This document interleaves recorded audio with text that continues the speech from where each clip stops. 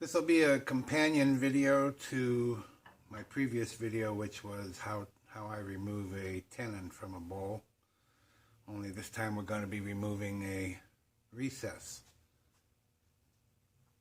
So this is the piece I'm going to be working with today. It's kind of an unusual piece and probably not the best example of how to remove a recess, but it's what I happen to have.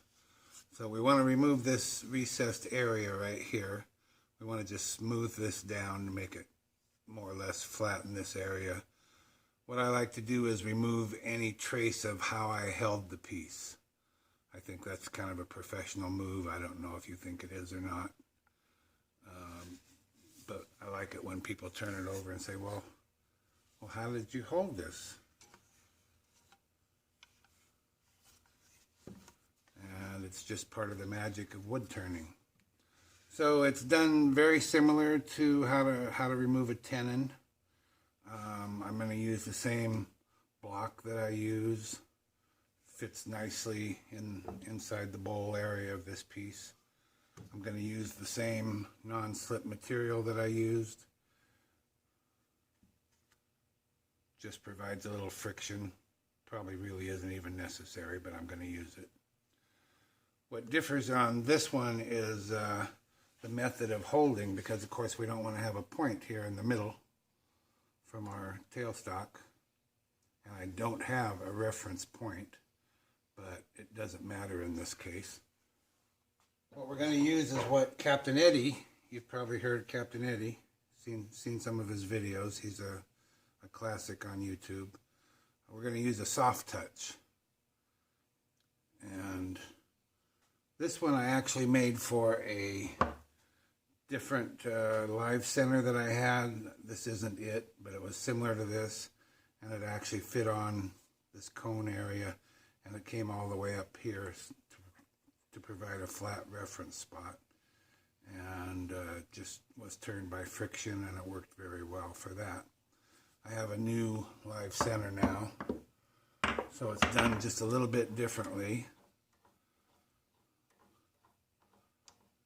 This is a one-way live center.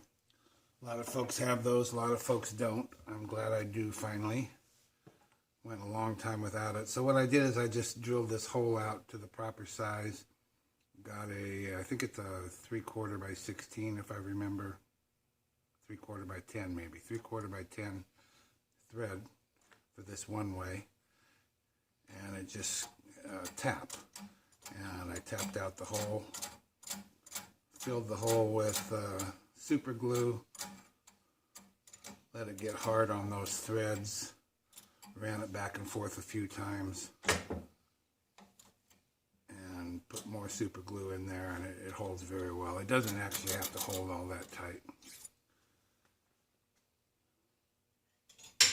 So now we're going to have no point. It's just going to be a flush push against the center of that recess.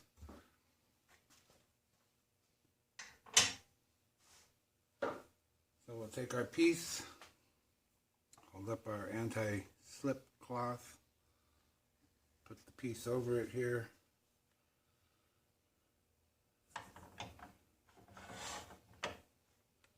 bring up our tailstock, lock her down, and bring up the ram.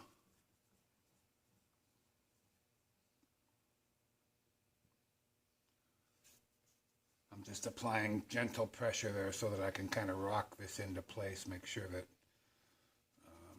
my board up here with the non-slip material has a good center on it.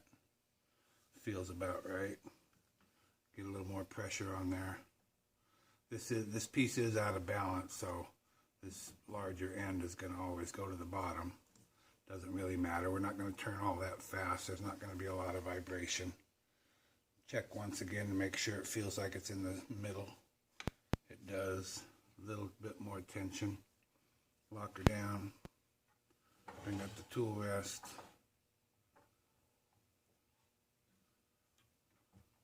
Adjust for height. About there's good for me. fairly close so you got good tool support. Make sure everything clears. Looking pretty good. We'll start out at a real slow speed here. Kind of I like to hold my finger here. That doesn't actually look like it's centered very well.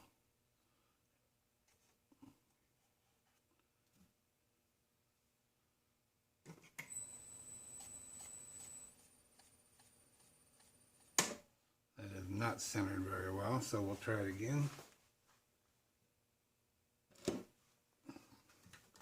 Release some of this pressure. Move this piece around.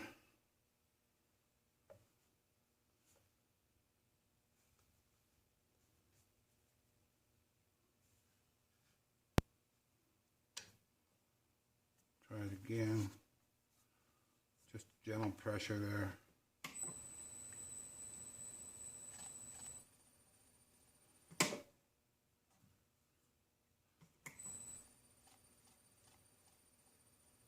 That's way better. Okay. Apply a little more pressure. Lock it down. And we're about ready to roll. Probably going to use about a 1/2 inch bowl gouge for this. I'm going to start in this area right here and just go in. I could come out, I guess. Doesn't much matter. Get a little more speed up.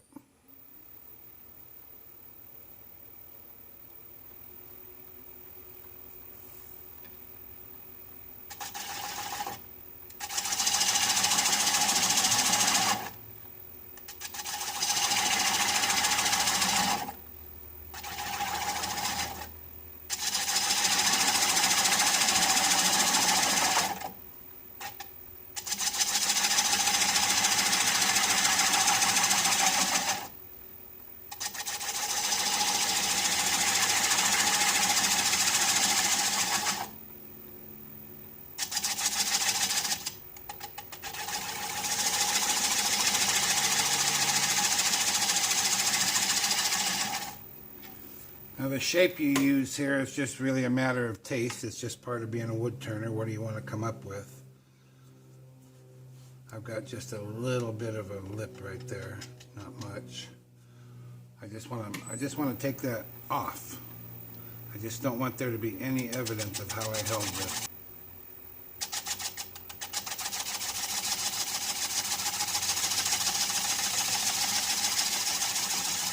Just get as clean a cut as we can get. Save sanding later.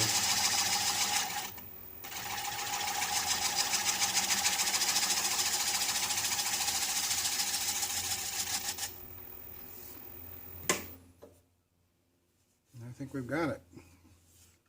Doesn't take much. This feels very smooth. I've got just a small indentation there, which I kind of like. The center area I did leave raised up just a slight amount, just for a profile, just for something a little bit different. So I think we're good. That's really all I have to do.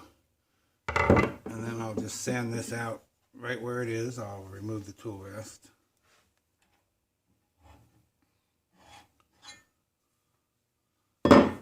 Sand it out on the lathe up through 400 like the rest of the piece. And put my finish on there, my signature, and it's good to go. So, something for you to consider. A lot of guys think that recess doesn't look too bad. I think the key word in that sentence is too. It doesn't look too bad, but it looks bad. And I think it's best to remove it when you can. I won't say that I've always removed them. Once in a while I'll do a platter, a real thin platter where I don't have a lot of space to, I'm afraid I might go through because I don't have much thickness. So I have left them. I prefer not to. I think the more professional way is to remove them. Remove all evidence of how you held that piece. So that's just my idea, how I go about removing a recess. You might take a look at my other video, how I remove a tenon. It's just a simple way, saves a lot of work, no fancy tools or fixtures needed, just you and your chisel. All right.